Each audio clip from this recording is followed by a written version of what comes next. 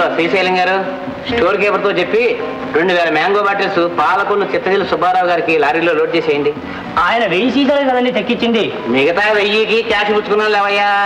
అయితే ఆ క్యాష్ ఇలా ఇవ్వండి, బ్యాంకులో జమ కట్టేస్తాను. అబ్బా, క్యాష్ బ్యాంకులో జమ కట్టడానికట్టయ్యా పుచ్చుకుంది. నీ వాటా నీకు ఇస్తాను, కానిచ్చే. అదంతే కానిచ్చే. 20, 50, 100, ఇంకో 100, 200 ముక్కలు తిప్పు. 2 ఆపులు రాదు, కంగారు పడకాదు. 3 ముండలు. 3 ముండలా? అవును. దేవుడు మాయా, ఫ్యాక్టరీలోనే పట్టేస్తున్నావు, ఇక్కడ పట్టేస్తున్నావు. ఎక్కడ పట్టేసినా నీకోసమే కదరా. సాధారణంగా ఈ నల్లపెట్టులో నేను ఏం తెస్తూ ఉంటాను? దొంగ డబ్బు. అక్కడే పప్పులు కాలేసి. నాన్న, ఈ నగలన్నీ నాకే. మామయ్య, నీకన్నా మర్చిపోయిందా?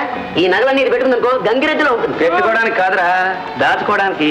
డబ్బుకి విలువ పెరిగే అవకాశం పోయింది. బంగారం ధర రోజు రోజుకి పాపం పెరిగినట్లు పెరిగిపోతుంది. అంచేత డబ్బునంతా బంగారంలోకి ట్రాన్స్ఫర్ చేయడం మొదలెట్టారు. జాగ్రత్త జాగ్రత్త.